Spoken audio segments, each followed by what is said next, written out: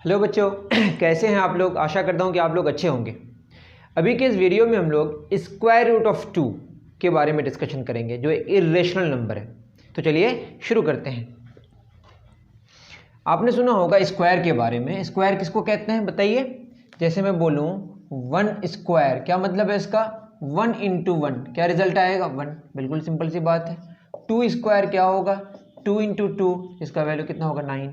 3 square क्या होगा? 3 into 3, जिसका वैल्यू 2 इंटू 2 कितना हो जाएगा? 4। 3 इंटू 3 कितना हो जाएगा? 9। अगर मैं बोलूं कि 9 raise to the power of half, ये पावर है, या इसको लिखेंगे 9 पे पावर हाफ। 9 का क्या मतलब हो गया? 3 पे पावर 2, उस पे पावर कितना? हाफ। 2 2 क्या हो जाएगा? कैंसिल 3। दैट इज मैं बोल सकता हूँ इसी को 9, ये है रूट, यहाँ 2 का मतलब स्क्वायर रूट, जिसका वैल्यू 3 हो गया। इसका मतलब ही पावर हाफ। यहाँ अगर 3 होता तो पावर 1/3 होता, यहाँ 4 होता तो पावर 1/4 होता। बात समझ आ रही है? Square root of 9 is 3। वैसे ही स्क्वायर रूट ऑफ 4 कितना देगा? 2। स्क्वायर रूट ऑफ 1 कितना मिलेगा हमें? 1। आई थिंक आपको बात समझ आई होगी। तो 4 का जो स्क्वायर रूट है वो 2, दैट मीन्स 2 का जो स्क्वायर है वो कितना देगा? 4। 1 का स्क्वायर रूट 1, दैट इज 1 का स्क्वायर कितना होगा? 1। ये क्लियर हो गया।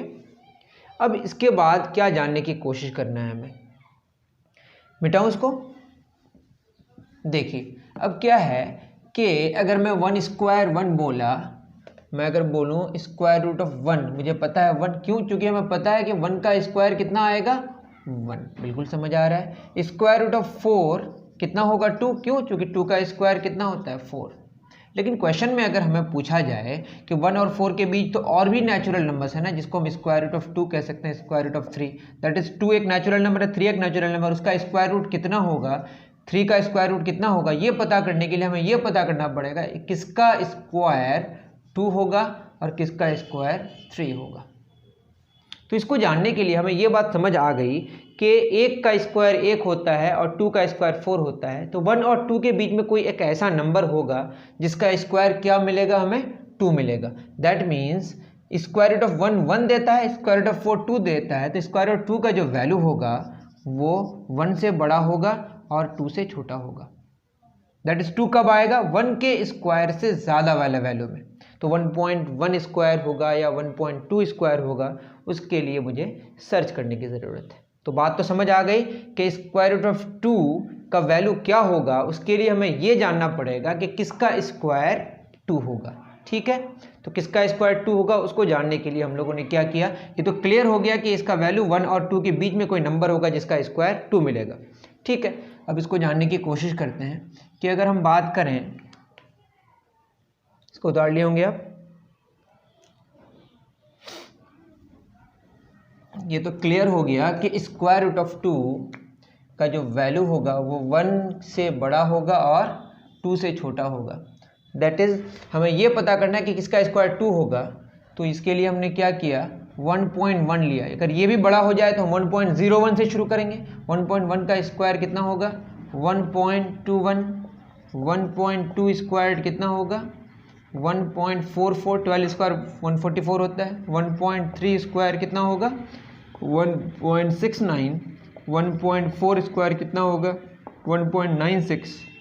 1.5 स्क्वायर कितना होगा? 1.25, सॉरी 2.25। अब आप अगर देखें तो 1.4 का स्क्वायर 1.96 दिया और 1.5 का स्क्वायर क्या मिला हमें? 2.25। हमें क्या चाहिए? 2 चाहिए। हमारा मकसद ये है कि किसका स्क्वायर 2 मिलेगा। तो 2 मिलेगा, लेकिन यहाँ 2.25 हो गया। हमें 1.4 से बड़ा वैल्यू लेना है या 1.5 से छोटा लेना है, मतलब 1.4 से बड़ा लेना है, 1.5 से छोटा लेना है। क्लियर हो गया। That is square root of 2 का जो वैल्यू है वो क्या हो जाएगा? 1.4 से बड़ा होगा और 1.5 से छोटा होगा। 1.4 कैसा नंबर है? 1.4 एक टर्मिनेटिंग डेसिमल है, 14 divided by 10। 1.5 15 divided by, that is rational number. कौन सा नंबर? Rational number. अब इसके बीच में अगर हम जाएं, ये कितना हो जाएगा? 1.41 स्क्वायर, 1.42 स्क्वायर। आगे बढ़ना पड़ेगा। अब इसके लिए कैलकुलेटर का हम सहारा ले लेते हैं। 1.41 इंटू 1.41, that would be 1.9881. तो क्या रिजल्ट आ रहा है 1.9881। फिर 1.42 squared, 1.42 squared 1.42 raised to the second power is 2.0164. 2.0164।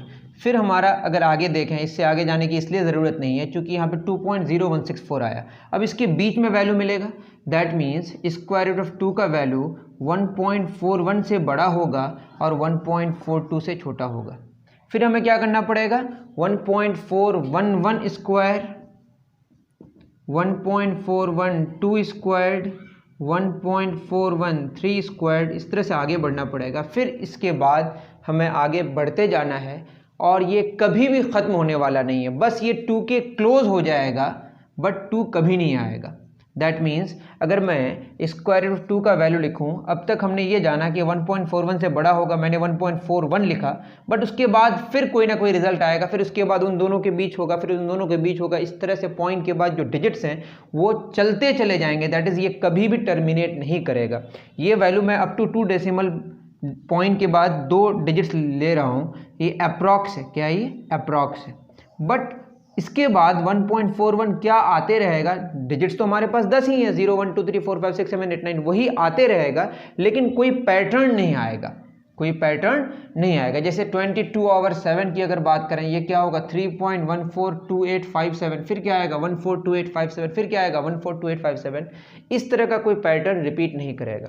और ऐसा कोई नंबर नहीं है रेशियो के फॉर्म में जिसमें ऊपर भी इंटीजर हो, नीचे भी इंटीजर हो, नीचे का वैल्यू 0 नहीं हो, जो कि रेशनल नंबर का फॉर्म है। उसमें मैंने बताया है, आप देख लें मेरे लेक्चर्स नंबर सिस्टम पे, जिसमें मैंने बताया है कि ऊपर इंटीजर हो, नीचे इंटीजर हो, नीचे का वैल्यू 0 ना हो, उसको रेशनल नंबर कहते हैं। और रेशनल नंबर में अगर डेसिमल की बात आ जाए तो वो टर्मिनेट कर जाएगा, या टर्मिनेट नहीं करेगा तो रिपीट करेगा। तो यहाँ पे क्या होगा, टर्मिनेट भी नहीं करेगा और रिपीट भी नहीं करेगा।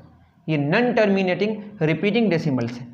ये बेसिकली क्या है, non terminating non repeating decimal, गलत बोल, non terminating non repeating decimals, इसी को हम लोग बोलते हैं इर्रेशनल नंबर्स। कौन सा नंबर्स, इर्रेशनल नंबर्स। इस तरह से आप प्रोसीड कर सकते हैं, मैंने एक वे बता दिया।